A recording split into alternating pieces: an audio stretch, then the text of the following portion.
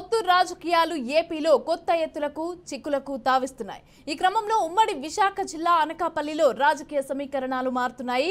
ఇక జనసేన అభ్యర్థి కొనతాల రామకృష్ణకు టీడీపీ మాజీ ఎమ్మెల్యే పీలా గోవింద్ సపోర్ట్ చేస్తారా అన్న చర్చ జిల్లాలో జరుగుతున్న వేళ అయితే కొనతాల రామకృష్ణ పీలాతో భేటీ కావడం ఆసక్తికరంగా మారింది.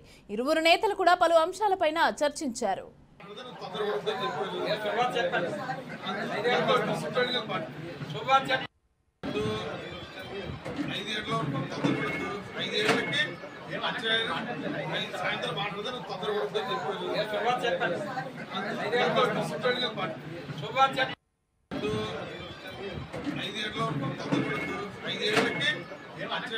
రానున్న ఎన్నికల్లో తన విజయానికి సంపూర్ణ సహకారం అందించాలని పీలాను కొనతాల కోరారు.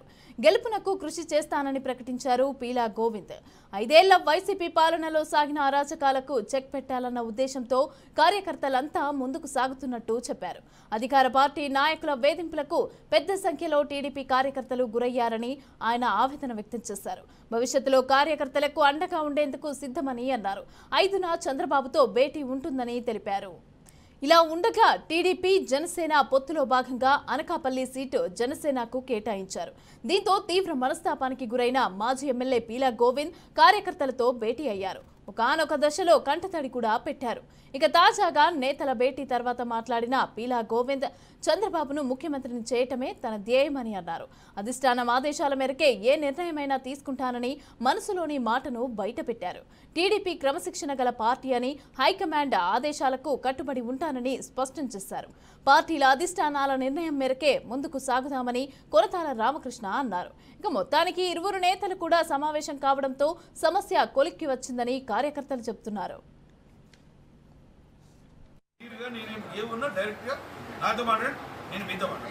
అప్పుడు ఇది ముందుకు వెళ్తా చెప్పాడు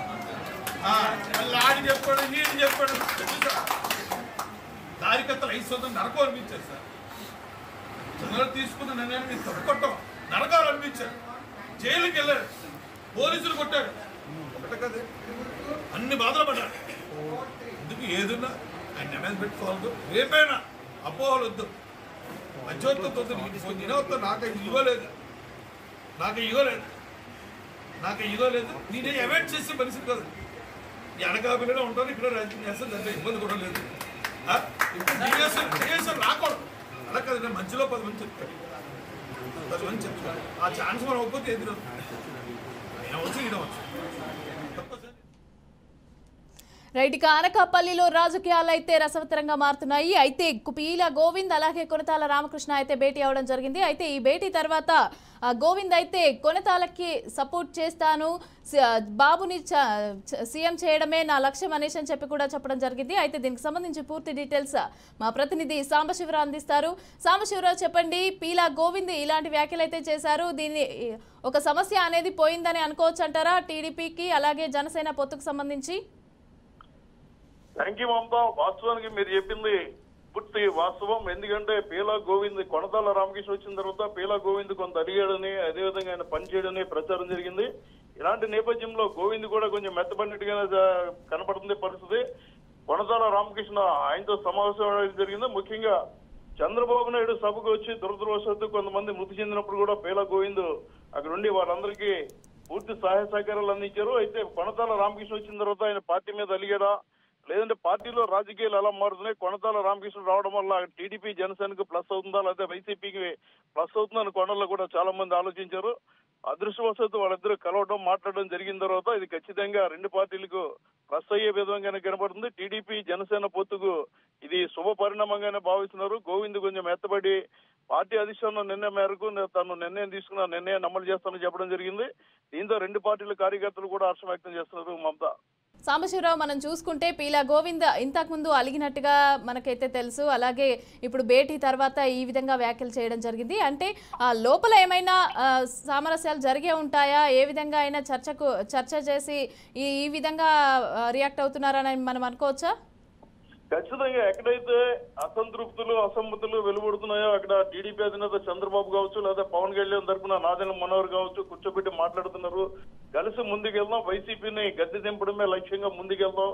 కొంతమంది త్యాగాలు చేయాల్సి ఉంటుంది, అదేవిధంగా కొంతమంది సీట్లు కోల్పోతున్నారు, వాళ్ళకి అవకాశం కల్పిస్తామని చెప్పడం జరిగింది. ముఖ్యంగా ఇద్దరు టార్గెట్ కూడా జగన్ ఓడించడం అనేది టార్గెట్. జగన్ గెలిస్తే మాత్రం ఖచ్చితంగా ఇటు పవన్ కళ్యాణ్ అటు చంద్రబాబుని టార్గెట్ చేస్తారనడంలో ఎలాంటి సందేహం లేదు. ఆ స్థాయిలో వీరిరువురు విమర్శలు చేయడం జరిగింది కాబట్టి ఎక్కడా కూడా ఒక్క ఓటు కూడా బయటకు పోకుండా 100% ఇద్దరు కలిసి పనిచేసే విధంగానే రెండు పార్టీలు తీసుకున్నాయి. సమన్వయ కమిటీలు వేశారు, రెండు పార్టీల తరఫున రాష్ట్ర స్థాయిలో వేశారు, జిల్లా స్థాయిలో వేశారు.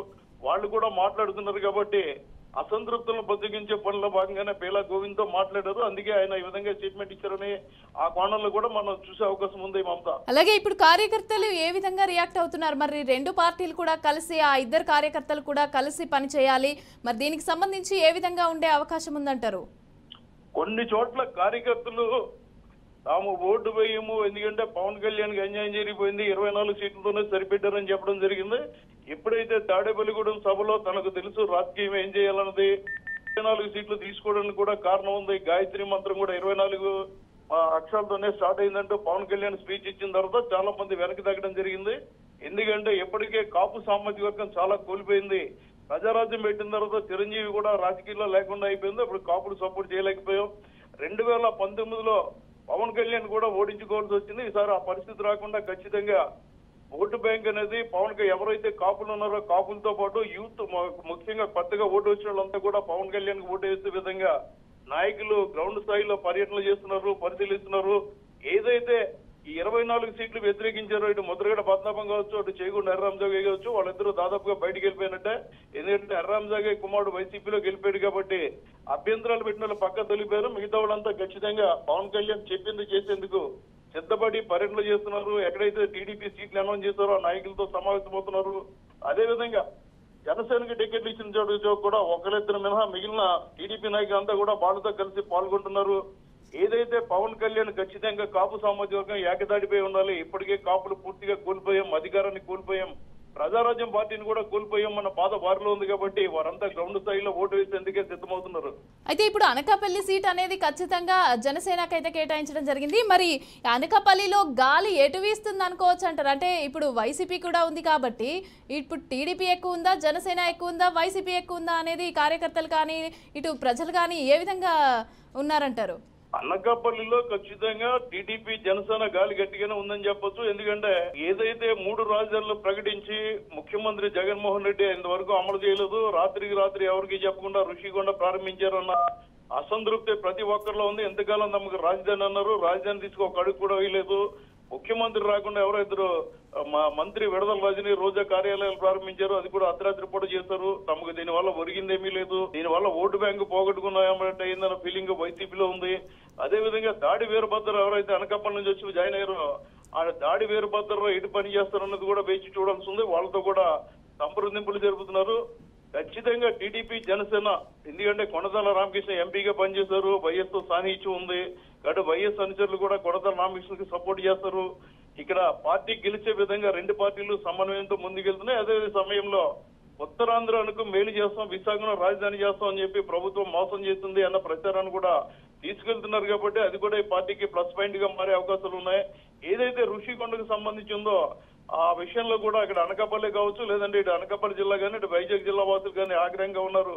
పచ్చని వాతావరణం, ఎందుకంటే రాష్ట్రానికే విశాఖ తలమానికంగా ఉండేది, అలాంటి చోట భూ కబ్జాలు పెరిగిపోయి అంటూ పెద్ద ఎత్తున టీడీపీ జనసేన సోషల్ మీడియాలో ప్రచారం చేశారు. ఆ ప్రచారం కూడా కొంత ఈ పార్టీలకు ఖర్చు వచ్చే అవకాశం కాబట్టి ఇక్కడ జనసేన టీడీపీ ముందుకు వెళ్లే అవకాశాలు అయితే మాత్రం స్పష్టంగా కనబడుతున్నాయి. మమత, అదేవిధంగా సాంబశివరావు, మనం చూసుకుంటే ఇప్పుడు రోజా కూడా కొన్ని వ్యాఖ్యలు చేయడం జరిగింది పవన్ కళ్యాణ్ కి సంబంధించి.